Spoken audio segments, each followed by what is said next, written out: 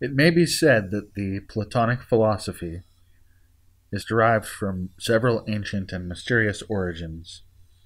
In addition to the illumination which proceeded from his own soul, Plato received knowledge from the Hermetic rites of the Egyptians, into which he was initiated, from the Mosaic traditions of the Jews, from the Pythagorean fragments of the Pythagoreans, as well as from the numerous instituted mystery schools of the Greeks. Having returned to Athens, Plato established his school, the Academy, a wooded place of exercise in the suburbs of the city, and it was from this academy that his school secured its name.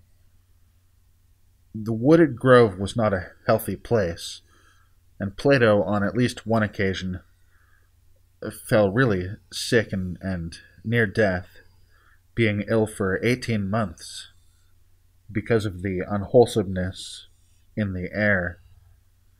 His physician advised him to move his school, but he refused, declaring it to be more philosophic, to lift himself to a state of physical and mental well-being by which he could be immune to the evils of the place. In this he succeeded, and suffered no more. Over the entrance to his school he placed the words, "Let none ignorant of geometry enter here." By geometry he inferred the whole science of universal mechanics. Plato's philosophy surrounds the principle of unity. To him the concept of unity was all-pervading, everywhere present. Division was illusion. To accept a philosophy of division was ignorance. Unity was really the only reality, and the doctrine of unity was truth. Ignorance sees many separate things in the world. Wisdom sees only the many parts of the one thing. God, man, and the universe are related fragments of a common unity. This concept is true monotheism, for monotheism is more than admitting the existence of one God. It is the realization of the existence of one life, of which all things are part. All learning, then, is the study of relationships, Plato taught. It is not the analysis of isolated natures, but rather the coming to understand the part that each plays in the drama of the whole. Plato's concept of God is moral, more so than physical. To him, God is truth, the fact or the reality which sustains the entire universe. Unity or oneness is the evidence of the truth, even as law is the evidence of intelligence. Whatever truth does must be unity or oneness, for truth cannot be the parent of diversity. What we call diversity is merely an infinite process in unity which we do not understand yet. Plato acknowledged no principle of evil.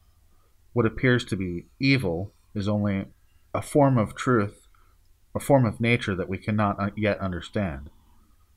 A single circumstance which we have not been able to fit into the general plan because of the inadequacy of our own understanding. Truth, being not mechanical fact but living fact, is the spiritual principle that animates all life and all living creatures. Thus there is truth in everything. To discover the truth in the universe and the truth in self, these are the duties of those who desire to be wise. The universe is a manifestation of truth. Truth unfolding causes to emerge from its own being relative truths in distinction to their source, absolute truth. Relative truths are the gods, the sustainers of the world. From them issues the formal universe, sustained by relative truth. Men are the progeny of the gods, inwardly composed of absolute truth, and outwardly composed of relative truth. in varying degrees. The inward nature of man, being in itself of greater virtue than the body, is referred to as the superior part and abides in the heart. The intellect, being next in the scale of values, dwells in the brain, which the Platonists call the acropolis of the body. The emotional and animal propensities, the least permanent parts of a man, are again in a lower place, and man becomes thus an empire, a city composed of parts. These parts, however, are all conditions of one divine principle in running various processes. As the body is united in action, so it is united in source. The ignorant man is in servitude to his animal nature. The partly informed man is in servitude to his intellectual nature.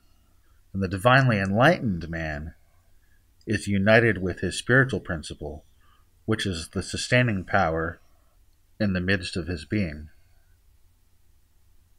The ancients generally used the term world, the world, to signify what we call the universe, that is, all of creation, or the whole outpouring of the subjective energy into objective forms.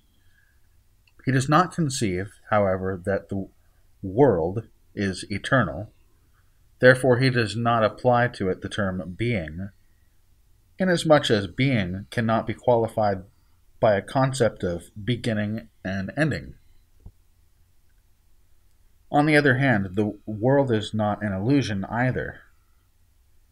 He cannot say of it that the world is not being. Therefore, asks Plato and students of Plato, what is it then? And Plato replies that it is suspended between being and not being, and it is therefore properly termed becoming. This is the concept of eternal growth. All progress is part of the process of becoming. Plato was an evolutionist. Things are never born, they never die, but they always change. This changing is on an ascending scale. Things are never less than they are. All change is growth. All change is growth. But what is growth? Growth is the unfoldment of inner truth, a process as timeless and eternal as truth itself.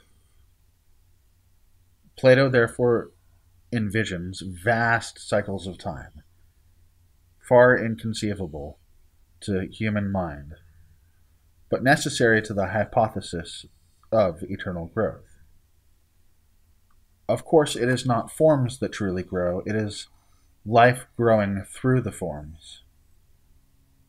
In the universe, this is evolution. In man, it is reincarnation. Plato did believe in reincarnation, and in fact taught it as the only reasonable solution to the mystery of human life. The purpose of philosophical education is to release the indwelling integrity so that it may practice dominion over the inferior and unenlightened instincts. Plato writes that learning is actually remembering. By this he not only means that education rescues from the subconscious mind of the individual the wisdom and experience of previous lives, he also means that through education, the memory of self is released. The divine origin is once more discovered by the intellect, and man comes to know his origin, his purpose, and the destiny of himself. The Platonic approach to philosophy is educational and cultural. It's through the sciences man perfects his reason, and through the arts he refines his passions.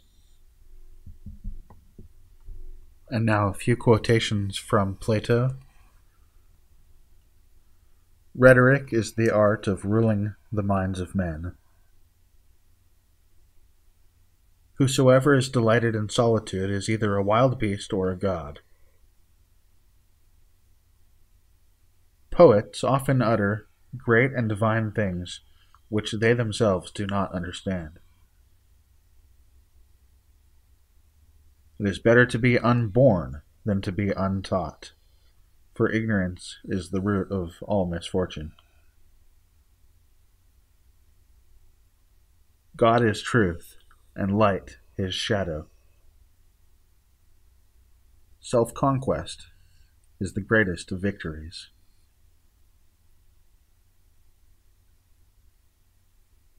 Let no man speak evil of anyone. God geometrizes, and his government of the world is no less mathematically exact than his creation of it. Nothing in the affairs of men is worthy of anxiety. Wisdom alone is a science of other sciences and of itself. When men speak ill of you, live so as nobody may believe them. As the government is, such will be the man. Love is the eldest and noblest and mightiest of the gods, and the chiefest author and giver of virtue in life and happiness after death.